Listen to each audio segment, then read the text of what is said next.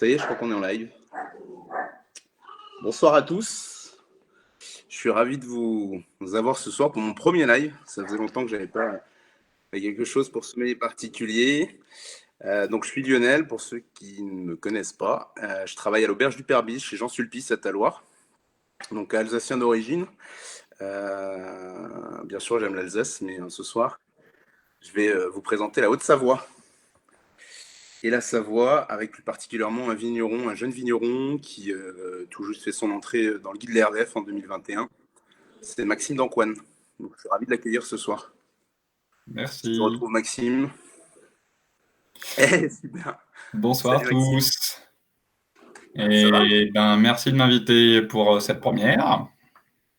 T'as la forme ça va bien. Ça va bien. Bientôt les fêtes. Ouais. Donc c'est cool. On va pouvoir quand même un peu se voir. Tu vas arrêter de bosser dans la vigne Oui, on va prendre quelques jours. Hein. C'est le moment de se relaxer. Et puis on a commencé la taille là, et puis bon, il y a quand même malgré tout un peu de commande de vin, donc c'est plutôt cool. Ok. Donc voilà. Bon, on aurait aimé faire ça un à côté de l'autre, hein, mais circonstances obligent. Effectivement, c'est pas très Covid compatible. Un apéro à la télé, c'est pas mal quand même, mais bon. C'est pas mal. Ce qu'on fait, c'est qu'on invitera tous ceux qui nous regardent à venir à Eton la prochaine fois pour trinquer. Ce sera plus simple. Directement chez toi. Pourquoi pas, c'est madame qui va être contente. Ouais, écoute, elle fait bien à manger. Oui, très bien. Elle s'occupe des repas des vendanges.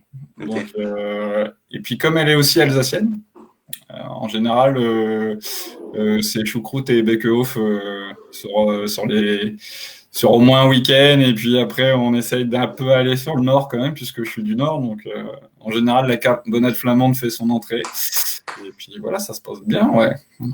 Les vendanges sont sympas chez moi. Et elle est de où, d'Alsace ? Parce que là, je pense qu'il va y avoir quelques Alsaciens qui vont nous regarder ce soir, donc...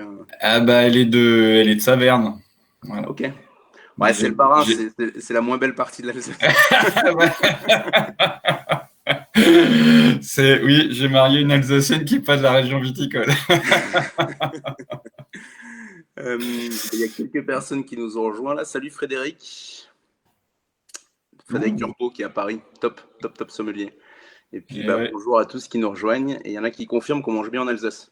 Oui, c'est tout à fait vrai, Fabien. Bon, en tout cas, on va quand même goûter 2 cuvées ce soir pour juste parler un peu de toi, de ton domaine, quand tu as commencé, parce que tu fais un petit peu partie de la nouvelle jeune génération. Et c'est bien, je suis hyper content parce que moi je suis arrivé en 2018 ici et ça coïncide à quelques temps près avec tous les jeunes qui s'installent aujourd'hui et qui sont en train de redonner une nouvelle dimension à la Savoie et à la Haute-Savoie. Donc je suis très content de pouvoir participer à ça. Et c'est pour ça que ce soir, même si j'aurais voulu défendre le Riesling à fond, je me suis dit je vais faire un petit peu de la région. Puis j'ai les copains qui sont en Alsace qui font déjà assez de vin alsacien. Donc voilà. Donc on va goûter 2 cuvées, un blanc. Ouais. La cuvée Big Bang que tu vas nous expliquer. Et puis on fera un petit coup de rouge aussi parce que bon, l'apéro chez nous, il dure un peu donc. Disons que c'est l'énorme avantage de la Savoie, c'est la grande buvabilité de ces vins. Ça tient chaud l'hiver. Voilà, et que notamment sur Darkside, hein, qui est de la mondeuse. Désolé pour le reflet. Non, ça marche pas. Toujours du reflet. Bon, bref. Bouteille, on arrive à se la passer chacun. Voilà. Ah, c'est mieux. T'as moins de reflet que moi. Donc la mondeuse, c'est un cépage qui fait peu d'alcool, hein, naturellement. Alors, ça fait 2-3 ans là qu'on a des années un peu chaudes, donc on a des mondeuses qui font un peu plus de degrés, mais naturellement, une mondeuse, ça fait un petit 10 degrés d'alcool, quoi. Donc, et puis quand t'as mis le nez dans une mondeuse, c'est difficile de t'en débarrasser. Et donc la bouteille a tendance à partir assez vite. Ok. Et tu veux qu'on commence faire l'apéro par le rouge ? Non, on va commencer par le blanc. Ok. Et donc le blanc, Big Bang, c'est c'est un assemblage. Merde. C'est un assemblage d'Altesse et de Jacquard. Donc, on est sur le millésime 18. 18. Donc, c'est une année assez solaire. Donc, c'est un vin qui est un peu plus puissant que les millésimes précédents. Ok. On est donc l'ensemble du vignoble, du domaine est sur la commune d'Éton, d'où le nom, l'étonnement Éton. Donc, Éton avec AI, hein. Aïe. Oui, l'étonnement avec Aïe. Et donc c'est un terroir viticole assez ancien qui a quasiment disparu. Et puis il y a eu des courageux il y a une quinzaine d'années, vingtaine d'années qui ont décidé de revigorer ce vignoble. Et donc il s'appelle Bernard et Marie de Bachelier. Ils ont un petit domaine qui s'appelle le Sarthe du Bec. Ouais. Et puis, ils ont eu l'extrême amabilité de passer une partie de leur vigne en 2016. Ils se sont dit, il y a un petit jeune qui a encore envie de bosser. Alors. Voilà, qui a envie de se casser le dos dans les vignes, puisque donc c'est un vignoble qui malheureusement donc c'est pas professionnalisé comme le reste du vignoble. Et donc, ça a plusieurs conséquences. La première, c'est déjà sa réduction. On est passé de 200 hectares jusque dans les années 50 à moins de 10 maintenant. Mmh. Et puis maintenant, on est sur un vignoble très pentu. Hein. On a quelques faux plats à 25% de pente, mais sinon, en général, c'est plutôt 50-75% de pente. Donc, ça implique beaucoup de travail à la main. Et puis, renforcé par le fait qu'il n'y a pas eu de remembrement, donc c'est des toutes petites parcelles. Ouais. Moi, j'ai des parcelles qui font 100 mètres carrés. Et donc, l'Altesse Jacquard Big Bang, c'est un assemblage de 3 parcelles. 2 parcelles d'Altesse, une parcelle d'Altesse et 2 parcelles de Jacquard. Ok. Qui ont une vingtaine d'années, qui sont sur des sols un peu plus profonds que les autres. Alors, quand je dis un peu plus profond, c'est une trentaine de centimètres, hein, c'est pas 2 mètres de profond. Mais on a une certaine uniformité de sol sur tout à fait, c'est hyper simple à vendanger. On vendange à la luge. C'est simple. Pendant Noël. Tu vendanges quand? Alors en décembre, non? On vendange. C'est alors. La neige. Le changement climatique a fait qu'on a vendangé. On vendange plutôt qu'avant, mais c'est vrai que si tu entends parler les anciens, ils vendangeaient jusqu'à la Toussaint. Nous, on vendange plus tôt. Hein. En même temps, on a eu de la neige là, hein, assez tôt cette année. Ouais. Oui. Moi, ça fait 3 ans que je suis là. Non, c'est 2010, je pense on l'avait eu le 1er décembre. Il faut pas de corde de rappel, on n'est pas sur le Grand Cru Hengst quand même. Parce qu'on est en échalas. C'est les grands crus savoyards. On travaille. En fait, on essaye de bosser le maximum en perpendiculaire. Donc, mais ça n'empêche qu'on bosse avec des crampons. Voilà. Donc, crampons au pied, et puis après, tout le reste à la main. Donc, traitement phytosanitaire à la main, rotophilie à la main. Enfin bon, voilà, on fait tout à la main. Ce qui fait qu'on on est svelte. Voilà. On évite d'avoir des kilos en trop parce que c'est des kilos à porter. Et puis, mais c'est un terroir qui est vraiment exceptionnel. C'est vraiment un terroir de vigne. Donc, l'étonnement, c'était aussi pour dire que Éton, c'est une vraie commune. C'est vrai que c'était une commune qui a été oubliée, mais j'ai vraiment à cœur cette volonté un peu patrimoniale et de terroir de refaire revivre ce vignoble. On est, donc, comme je disais, il y a Bernard et Marido, il y a aussi Cyril Donzen, un jeune qui s'est installé aussi en bio. Voilà, on essaye aussi d'être en bio. On n'est pas certifié biodynamie, mais il y a quand même quelque chose dans l'air. Donc, on verra d'ici quelques temps. Ouais. Voilà. Bon, c'est quand même ta philosophie. Tout à fait, ouais. Tout à fait. Disons, pour moi, le métier de vigneron, il est avant tout à la vigne. Et c'est vrai que quand tu fais tout à la main, hein,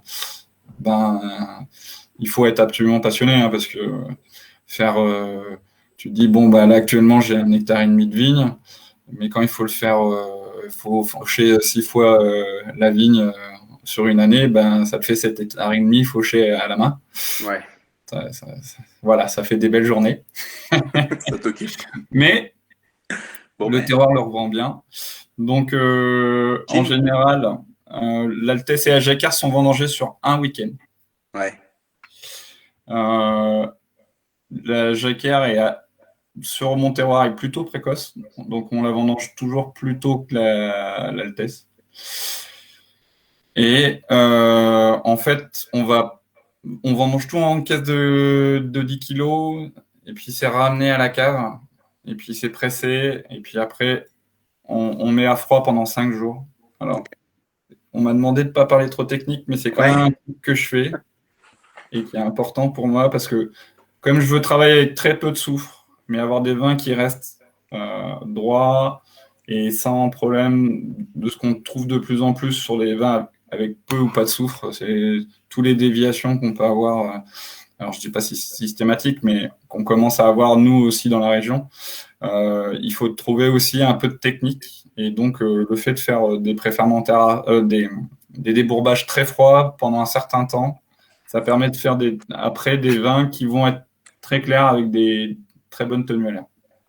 Donc ça, c'est des vins qui ont 20 total, hein, donc en SO2. Donc, mais par contre, voilà, on est sur un millésime qui a déjà 2 ans, et on est toujours sur un vin qui est plutôt sur la prime jeunesse, quoi. Et pour moi, c'est vraiment, on va clôturer le côté technique, mais pour moi, c'est vraiment intéressant. Ah, bah, il y a quelqu'un qui souhaiterait fasse parvenir du vin. Salomé. Si on n'a pas tout acheté à l'auberge du Père Bise. Vous m'enverrez par MP votre mail, et puis je me chargerai de vous envoyer les prix. Hein. Sachant que tu m'as pas dit. On a tout acheté, nous. Je suis un tout petit vigneron pour le moment. Ouais. Alors, combien en superficie là aujourd'hui?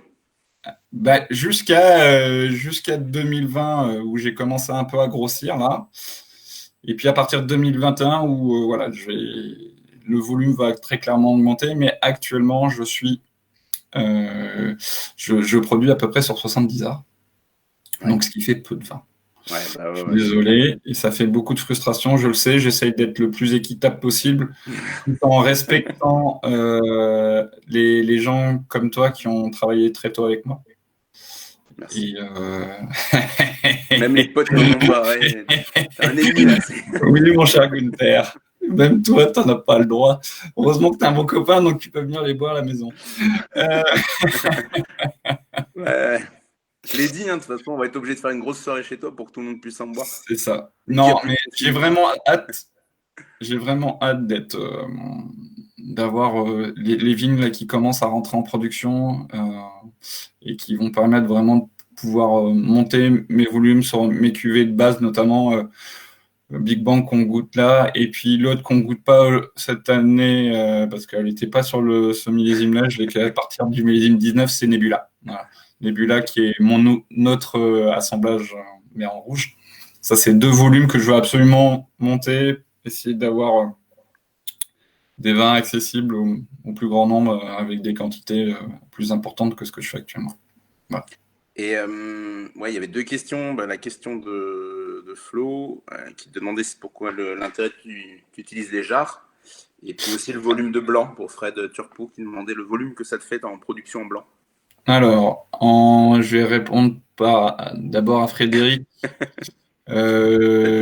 Actuellement, alors sur le millésime 18 et 19, je vinifie sur à peu près un peu moins de 50 arts en blanc, et je fais du 50 hecto-hectares.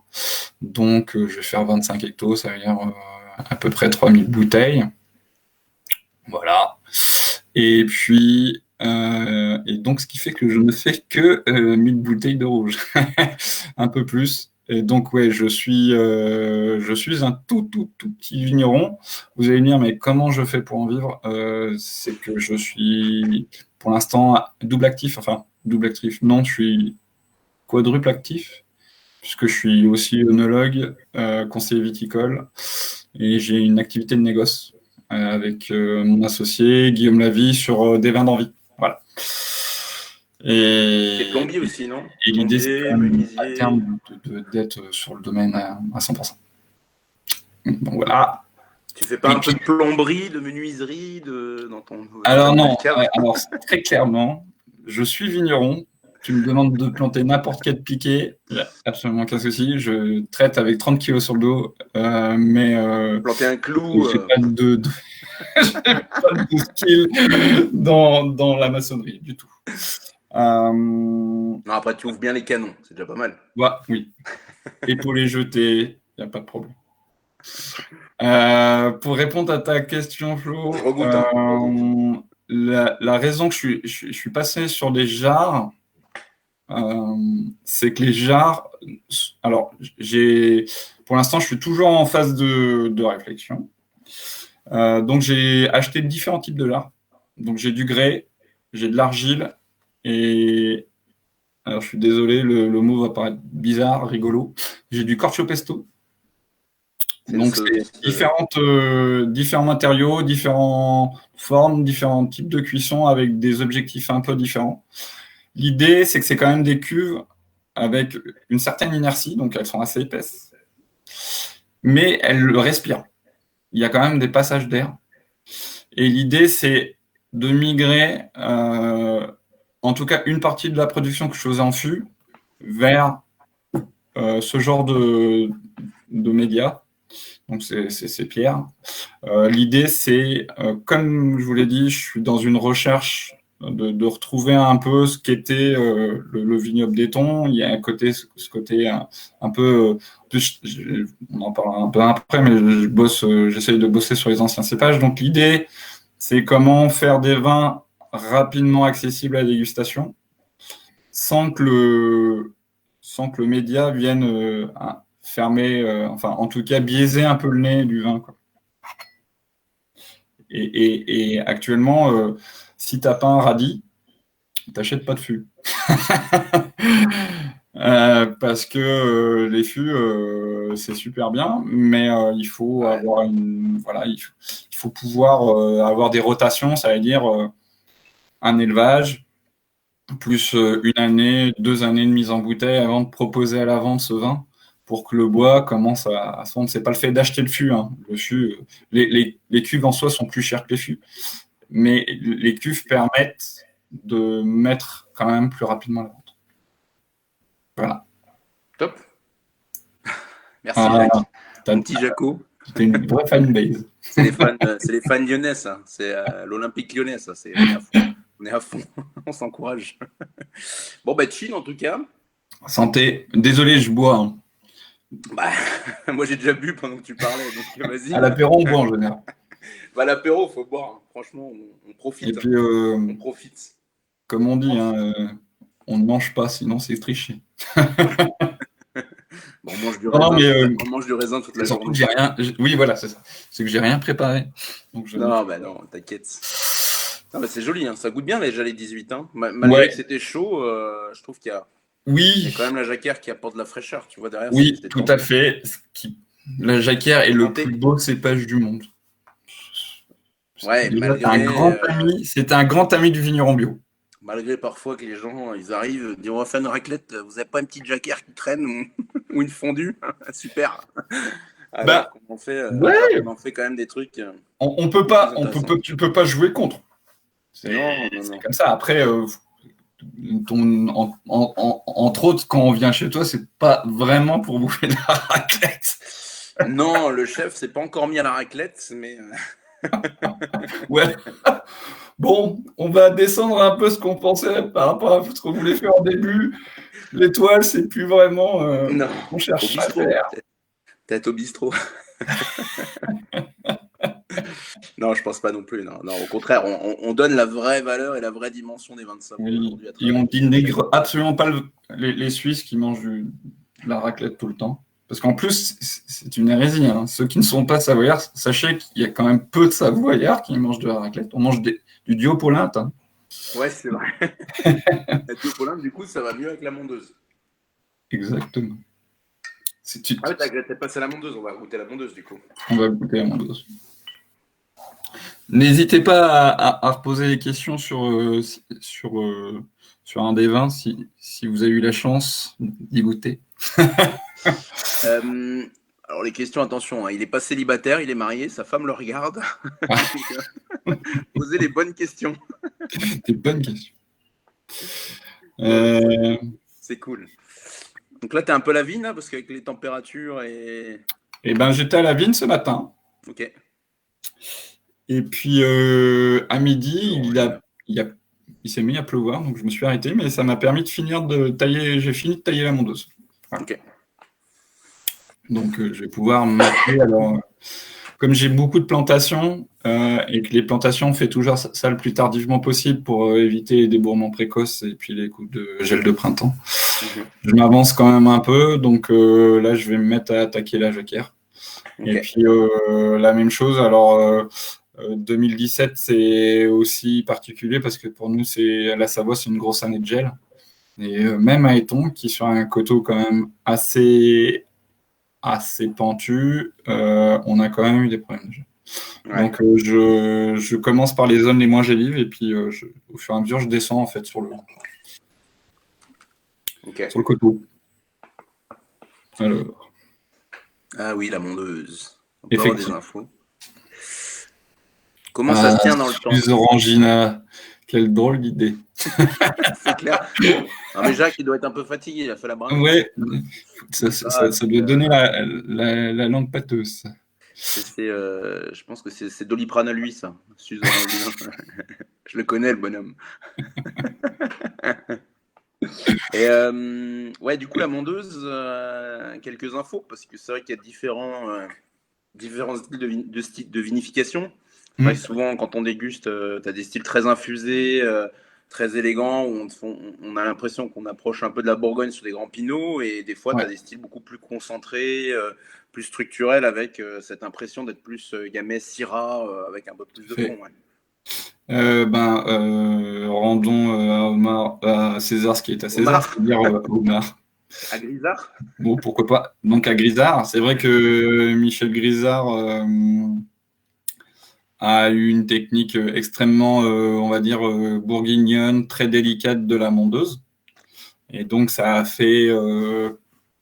Alors c'est sûr que localement, il était peu connu et peu reconnu, mais nationalement et internationalement, Michel a fait beaucoup pour montrer ce qu'était la mondeuse. Le domaine Magnin aussi derrière a continué. Alors sur d'autres vins, on n'est pas sur les mêmes, pas tout à fait sur le même terroir, même si Michel avait quand même une belle surface à Arbin. Et puis après, il y a toute la génération qui vient derrière. Donc, dont mon grand copain David Giacchino.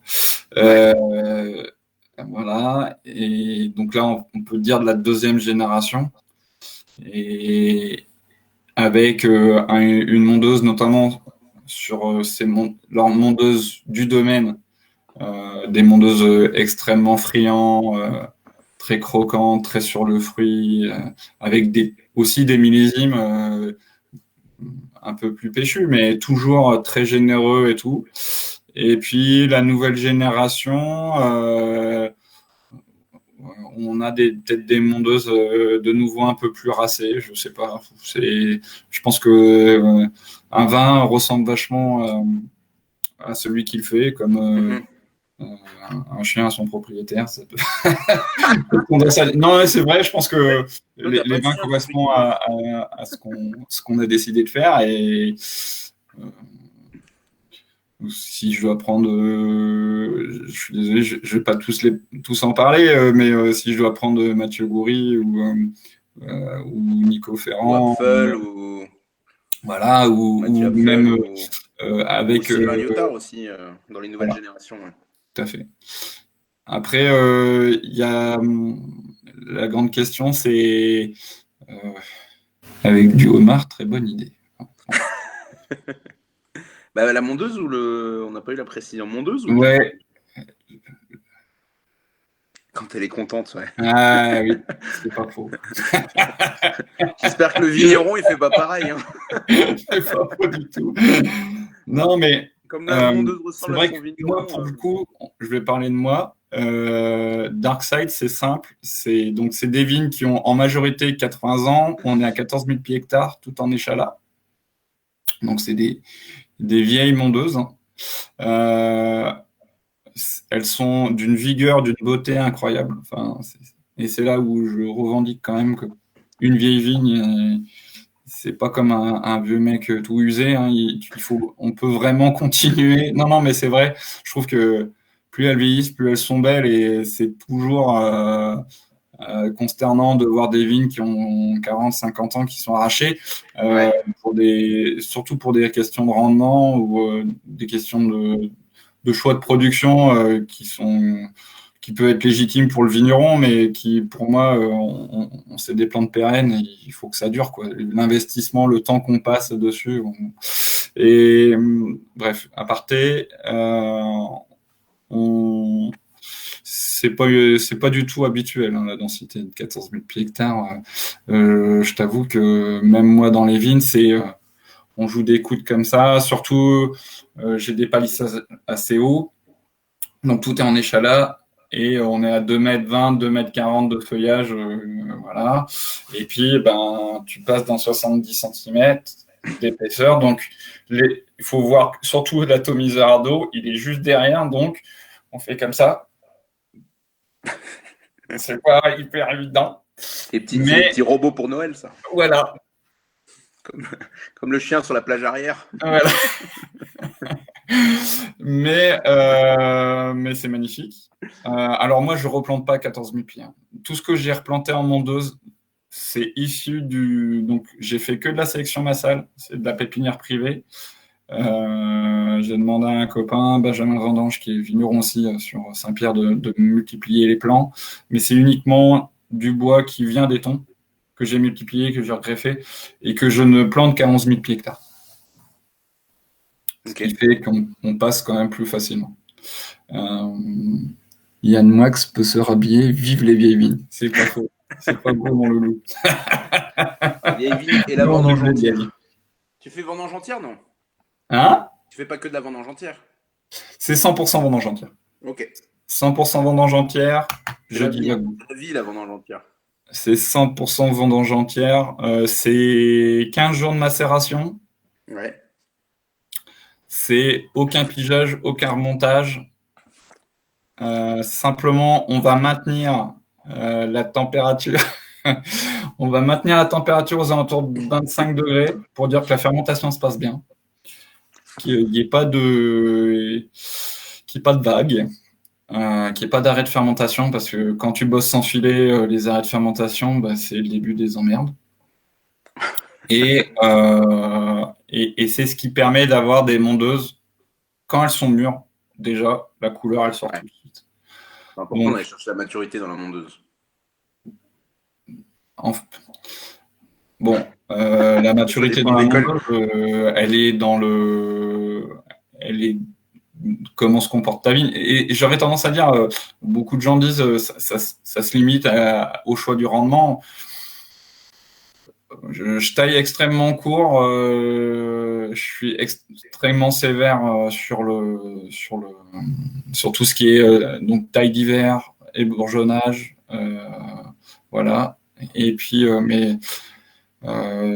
si tu as une vigne de 80 ans qui a décidé, toi tu as 4 bras et tu as décidé d'avoir 4 grappes, mais elle t'en fait 6, je vais pas lui retirer, quoi. C'est simplement si je vois qu'il y a un décalage dans les maturités, ben, là on va faire le job. Mais il n'y a pas forcément systématiquement de vendange en vert. Hein. Ok. Sur un millésime chaud. Oui, alors carrément, parce que l'apport des tanins compense L'alcool, simplement, la mondeuse, ça fait pas bien d'alcool. Donc en fait, la question n'est pas vraiment là. Le choix de ne pas égrapper, c'est une grappe de mondeuse, si vous avez un jour l'occasion d'aller vendanger de la mondeuse. On peut demander à Gunther de nous dire ce qu'il en est. Ça devrait être comme la journée Vous avez militaire, ça devrait être obligatoire. Je dis, ça devrait être comme la journée militaire, ça devrait être obligatoire de venir vendanger de la Exactement. mondeuse. Ouais. Non, mais c'est vrai, mais parce qu'une grappe de mondeuse, ça fait soit la taille d'une grappe de gamay, donc 200-300 grammes. Et si vous avez la chance, vous avez des grappes qui font 1 kg, 1 kg 100, 1 kg 4, avec 1, 2, 3 étalements avec des grappes qui sont. Donc, passez ça dans une égrappeuse et vous avez du jus de tanin illico.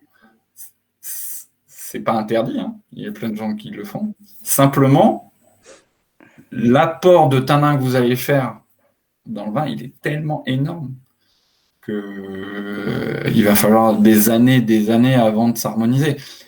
Je dis pas que ça ne fonctionne pas. Je dis juste qu'actuellement, les gens cherchent quand même du fruit, une certaine spontanéité et un vin plutôt assez jeune. J'ai eu la chance de déguster des vieilles mondeuses pas plus tard que la semaine d'avant, des mondeuses de 90. Grisard Non, Genoux. Ah ouais, je n'ai pas goûté aussi vieux chez eux. Ouais, et j'étais carrément bluffé. Ah ouais. Mais tu sens que c'était des vins, il y a même encore 15 ans, ça devait être costaud. Voilà. Ouais.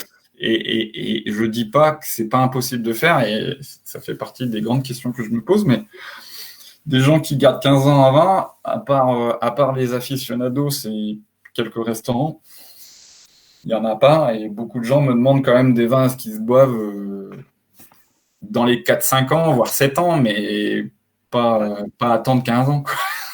Non, pas attendre, mais au final, moi, pour en avoir un peu à la carte des vieilles mondeuses, alors oui, il y a bien sûr Michel Grisard, parce qu'on n'a pas de recul forcément sur beaucoup d'autres vignerons, mais même, ouais, tu prends les vins de Louis Magnin aussi sur les vieilles mondeuses, c'est bon, c'est très bon, et je pense que la mondeuse peut être un cépage taillé pour le temps, pour Ouais. faire des grands vins dans le temps. Ouais.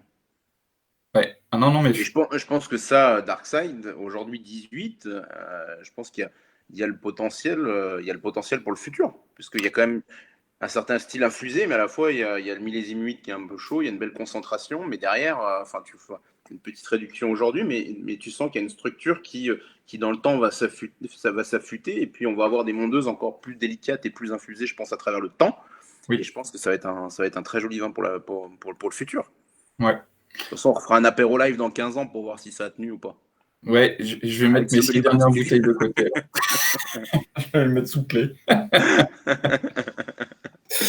Gardez-les. On refait ça dans 15 ans. Ouais, c'est clair.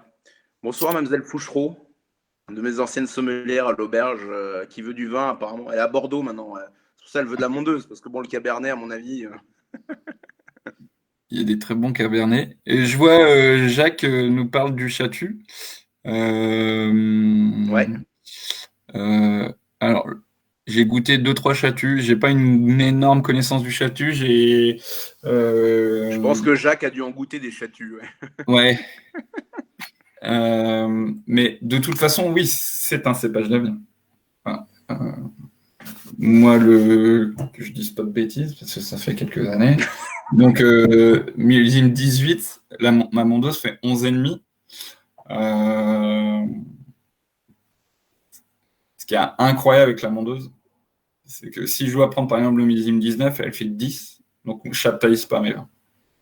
Mais ça n'empêche pas d'avoir une vraie structure, une vraie harmonie. Et un bon vigneron, c'est qu'il sait le potentiel et il va jouer dessus par rapport à ce potentiel de base. Et ce qui est assez intéressant, c'est que, bon, alors, le truc qu'il faut savoir, c'est que le vin fait 11,5. À la base, ça devait faire au moins 12, 12,5. Simplement, la vendange en grappe entière, ça bouffe au moins 1 degré d'alcool. Donc ça, pour répondre à Frédéric, effectivement, la vendange entière de ce côté-là, c'est vachement bien parce que ça bouffe toujours au moins un point. Les années fraîches, bon, après, aromatique, c'est ça qui est bien, c'est que le degré donne une idée, le degré naturel. C'est pour ça que en plus, je suis assez contre la chaptalisation. Parce que, en fait, un vin qui est chaptalisé, l'alcool est un porteur d'arôme. Mais la base n'est pas. Si vous avez un vin qui fait 10 degrés d'alcool et vous le montez à 12, vous avez la qualité aromatique d'un vin qui fait 10. Donc, à la fin, bien sûr, vous avez si vous le comparez à un autre vin qui fait naturellement 12, vous allez avoir strictement deux vins très différents parce que d'un côté, vous avez un vin qui va être harmonieusement à 12 degrés et de l'autre côté, vous allez avoir un vin qui a été dopé à l'alcool, mais qui a une aromatique plus faible. Et bon, ça c'est mon avis, mais c'est pour ça que je pense qu'il est important de ne pas chaptaliser. Ouais, je pense que de toute façon, il faut garder le après, quand même. Oui, non, mais c'est sûr. Après, il faut avoir les colones, comme on dit. Ouais. Quand on a une mondeuse qui fait 9,5, de pas la chaptaliser. Je sais que Gilles Berlioz du domaine partagé a fait une année ou deux des mondeuses en dessous de 10 degrés d'alcool. Ça choque. Ouais. Bah, les Savoyards, ils ont les colones. Ici. Il faut. Non, les duos et les corones. En tout cas, ça interpelle les gens. Hein. Des vins qui font moins de 10 degrés d'alcool naturel, c'est... Ouais, bah oui. Bon, en tout cas, c'est très bon. C'est gentil. C'est très bon. Donc, faut que tout le monde goûte. Faut que tout le monde goûte tes vins. Et Elsa, elle me dit, oui, elle n'est pas à Bordeaux, elle est au Pays Basque. Ah, pardon, c'est pareil, hein, pardon. La pauvre. Super sommelière en plus. Et coucou à Charlie, hein, quand même, notre président des sommeliers savoyards, qui nous a rejoint. Tu l'as pas vu? Plus haut. Enfin bon, bah, c'est top, super. Bah écoute, on va continuer à goûter. Puis du coup, il y en a qui ont pris rendez-vous. Alors, je sais pas s'ils ont pris rendez-vous pour après le confinement ou dans 15 ans pour qu'on regoute pour voir si ça tient. Mais oui, désolé, la rota aurait dû être mieux prononcée, la colones. Mais bon, ça fait longtemps que je pratique plus l'espagnol. Et moi non plus. L'alsacien. Ouais. Bon, bah écoute, hein, c'est top. Et puis, bah c'est sympa à toi d'être venu pour cet apéro live. Bah ouais, moi c'était très gentil de m'avoir invité. Non, bah c'est cool, ça fait du bien de pouvoir s'exprimer un peu, puisque avec cette période un peu plus compliquée. Mais bon, voilà, ouais, ça donne soif, ouais. Bah, surtout qu'il faut penser, là, ça va être les fêtes, donc Maxime, il a le temps, là, il fait trop froid dans la ville, il a le temps d'expédier des cartons. Alors non, le 19 au matin, je suis parti. Alors... Ah ouais, alors dépêchez-vous. Non, il faut aller chez Sommelier Particulier, vous allez retrouver les vins chez Sommelier Particulier, là, très vite. Bah. Il y a 3 palettes en cours. À Caroline, ah oui, bah ça y est, il y a Caroline. Coucou Caro. Il y a 3 palettes qui partent demain pour Sommelier Particulier, donc il y en a pour tout le monde. On en rediscute. Les 70 arts sont partis, ça y est. Oui, voilà, c'est ça. Alors, je vais vous prendre quelques vins. Les stations du Sky où le 7 janvier, venez nous rendre visite. Ça, bah, on viendra avec plaisir. Avec plaisir. Bah, on est invité, t'as vu, on est invité en station. C'est très gentil, merci.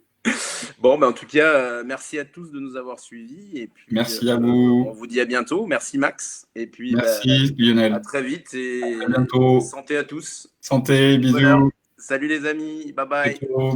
Et vive la Savoie et l'Alsace. Exactement.